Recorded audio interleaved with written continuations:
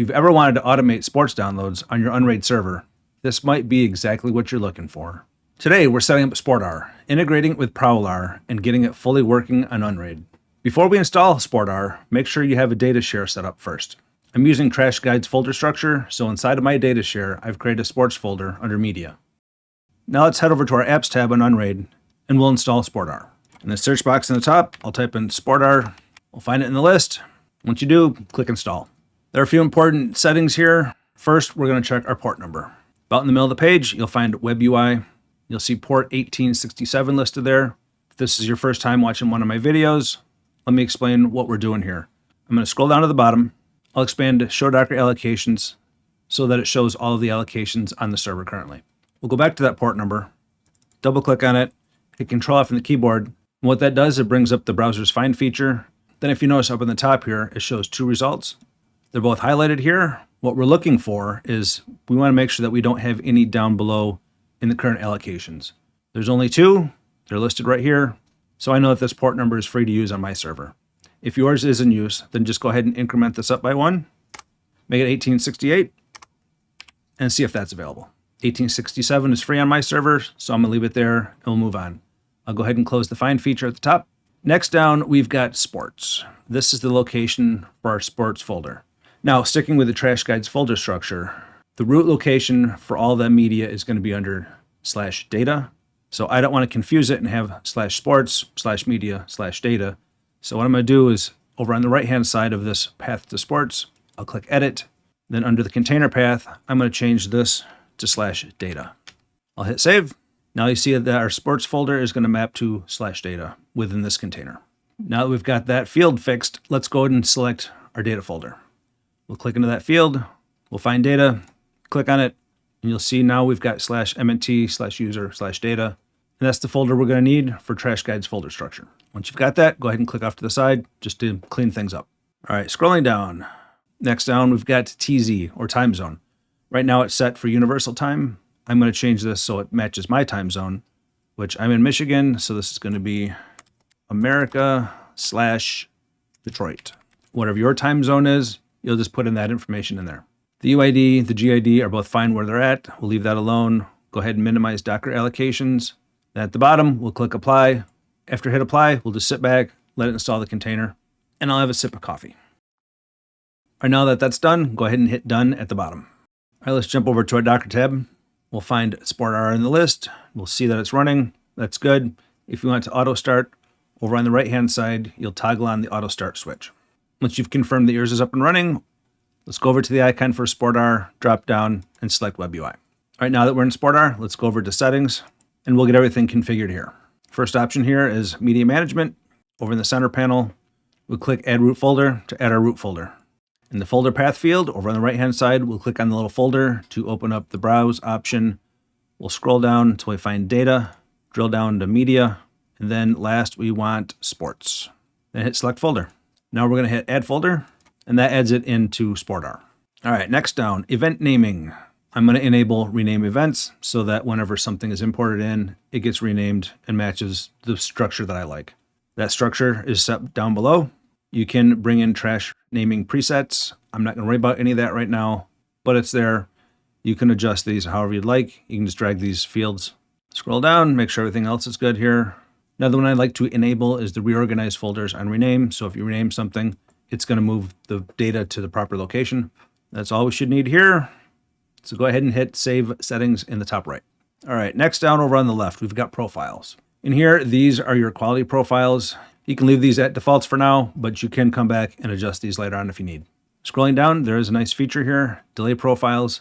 You can set this up if you'd like. What this does, it allows you to wait for higher quality releases before downloading. So as an example, you can delay grabbing a file to give a better version time to appear. Next down on the left here, we've got quality. Here you can fine tune exactly what qualities you want. For this setup, the defaults all work fine, so I'll leave it alone. There's also a Trash Guides option here that lets you import different quality definitions right from Trash Guides. All right, back to the left. I'm going to jump down to Trash Guides. First time you go in here, it's got to go out and fetch all the information. So give it a moment. It'll show up. There it is. This lets you apply recommended naming and organization formats. In here, you can sync all sports-related formats with Trash Guides. It's kind of nice that it's integrated in. You can enable this and pick what you want to use, but it's optional. Back over on the left, we've got indexers. For indexers, I'm going to leave this blank here, and we're going to come back in a moment with Prowlarr, and we'll have that manage all the indexers. Next, let's jump down to download clients. All right, download clients. This is where you set up the different download clients for Sportarr to communicate with. To add one, over on the right-hand side, we click Add Download Client. You select your download client, SABnzbd, qBittorrent, Deluge, or whatever download client you use. Let's set up qBittorrent as an example first. Click on qBittorrent. Name, we'll leave that alone. Connection, under host. I like to hard code this right to my server's IP address. So wherever your BitTorrent client is, go ahead and type in the IP address for that. Mine is on my demo server here. The default port for qBittorrent is 8080. So the port is already set. We'll leave that alone. Down below, we've got authentication. If you have a username and password set on your qBittorrent, and I definitely recommend that you do, you put in that information here. So for my demo one, I'll put in that and my super secret password. You click test, should come back green, connection successful. Once it does, hit save. And you'll see that's been added to the list here. Let's go ahead and add SABnzbd. Go ahead and click Add Download Client. We'll find our news group, SABnzbd. Host, once again, I'm going to put in the server's IP address where my SAB client is installed, and that is going to be the demo server again. I have the port for that set to 8084. Whatever your port number is, make sure the information matches your server setup. All right, next down here, we're going to need API key. Let's go grab your API key from SABnzbd. I'm going to go back to my Unraid server. We'll find it down here in my list, and there it is. Open it up. Click on the little gear icon in the top right corner. Go to folder, scroll down, we'll find the security heading. Down in there, we'll find the API key. I'm going to copy that. We'll go back to Sportarr, paste that in the API key field. We'll hit test, connection successful. So go ahead and hit save. Now that we've got our download clients, just to make sure that everything's saved, top right, I'm going to click Save Changes. All right, back over to the left side under notifications. This is optional. You can add all kinds of notifications here. If you click Add Notification, you'll see there's several available to choose from. But for most people, if you're using Plex or Jellyfin, you can have them automatically update when content is added. So pick your client of choice. I'll do my Plex media server. Name, that's fine. API key. This over in Plex is called our Plex Token. Let me show you how to find that. We'll go back to our demo server here. We'll find Plex, open it up. All right, to find your Plex token, what you got to do is find any kind of media item that you've got on your server. So I'm going to open up my TV shows. I'll open up Beverly Hillbillies as its public domain. What we're looking to do here is drill right down to a single episode, the file itself. So the whole show, we don't want that. Season, we'll go ahead and open up the season, scroll down. I'll find the first episode here. Over in the right-hand corner, you'll find 3 dots. Click on those 3 dots. At the very bottom, you want to click Get Info. This brings up this other window. Down in the bottom left corner now, we're going to click View XML. Now up in your URL field up at the top of your browser, I'm going to click on that field and go all the way over to the right. All the way over there. You'll see it says Plex token equal and then a random string of characters. That is your Plex token or your API key. So select just the stuff after the equal, copy it, we'll go back to Sportarr, we'll paste that in the API key field. All right, next down we've got host. This will be the address for your Plex server. So I'm going to put in the same format they've got here, http:// the IP address for my Plex server, which is on the demo here, is 10.0.0.11:, and then the port number for Plex default port is 32400. Then what do you want to notify Plex on? Library update, partial scan, that's all good. We'll leave it alone. Hit test at the bottom, should say connected. Once it does, click save. All right, back to the left under general. The big thing here is security. You'll see your API key listed. Below there, you should find authentication method. Highly recommend enabling some kind of authentication, even if it's a basic browser pop-up authentication. It's better than nothing. So click into that field. We'll do the basic browser pop-up. Then above there, these new fields appear. Username and password. Go ahead and put in a username. I'll keep it simple. Demo. And then I'll put in my super secret password. Then we'll click Save Changes. Everything's saved. We should be good. Scrolling down, we'll find Media Server Agents. This is optional. but you can also add Sportarr agents to Plex, Jellyfin, or Emby, which is kind of a fantastic thing. What that's going to do for you is it's going to help pull in metadata like posters and descriptions for the stuff that you get from Sportarr. Since we're just talking about Plex, let's set that up real quick. Under Plex here, you'll see a custom metadata provider field. We'll copy that address and then follow the directions down below. If we go back to Plex, we can close out of here. We'll hit the little wrench icon in the top right, settings, scroll down, we'll find metadata agents, click onto that. Under metadata providers, we'll click add provider, then we'll paste in the URL that we just copied. Hit save. I've already set this up once in here before, so it's already in there. Once you do, it'll get added to the list, just like this one here. If you scroll down under metadata agents, you want to click add agent now. I've already got a Sportarr agent in here.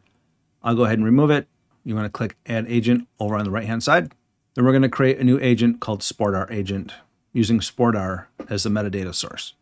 So title, we'll call it Sportarr agent. Select the provider, we'll drop down and do the Sportarr sports metadata. I don't need any additional providers for that, so we'll hit save. Now, in order to make these become effective and show up in Plex, we need to restart Plex. So let's go back to our Unraid server. We'll find a Plex in the list and we'll restart it. Give it a moment. Once it starts back up, we'll go in and add a new TV library for it. All right, now that it started, let's go into that. I already have it open in the top here, but we'll close it all just to clean it up. All right, let's go back to Plex, web UI, load it up. Let's go back to our little wrench in the top right, scroll all the way down, under manage, go to libraries. I'm gonna add a library here, select TV shows. Name, let's change this to sports. Then we'll click next. Browse for media folder. Go ahead and click on there.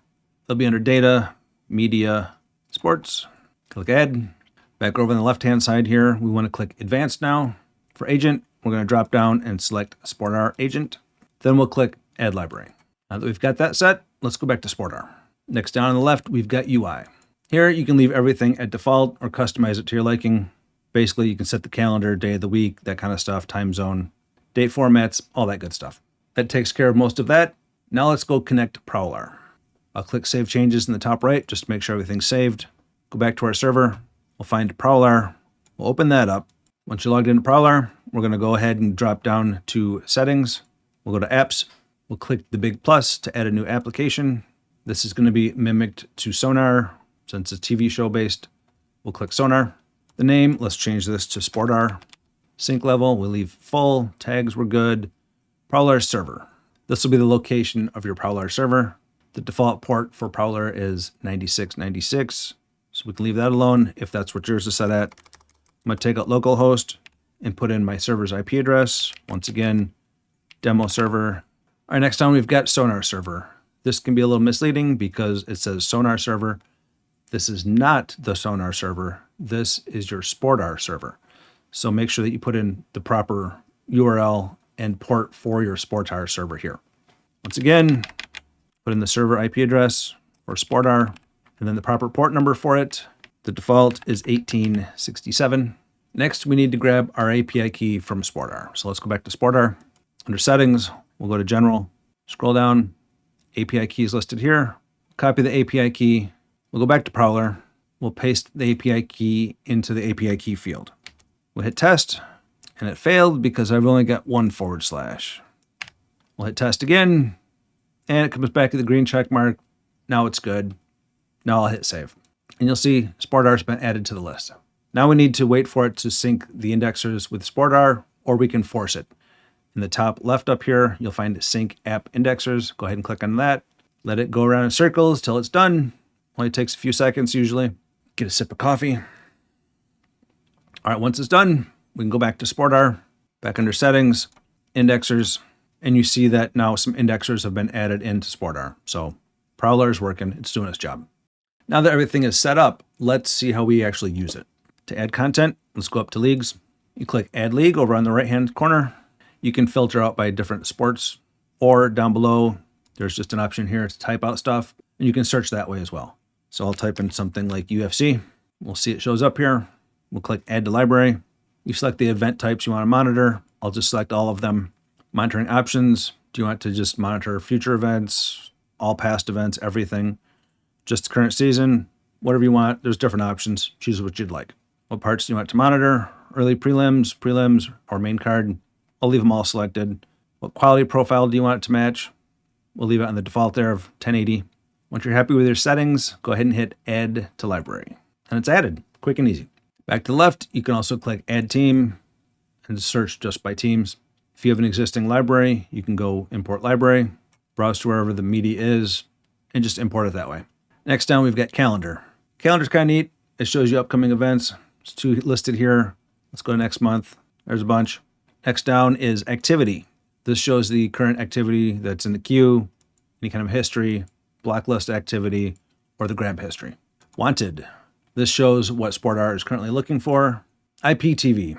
There is an IPTV section here, but for this setup, we're focused on downloads and automation, so we're going to leave this alone for now. You can add IPTV sources here if you want, but it's not required for Sportarr to work. You now have a Sportarr fully set up on Unraid, working with Prowlarr and your download clients. Just keep in mind, sports automation isn't as polished as movies are or TV, but once you get it dialed in, it can be a really powerful addition to your stack. If this helped you out, make sure to hit like and subscribe. And if you want more step-by-step guides like this, check out my Discord and Patreon below.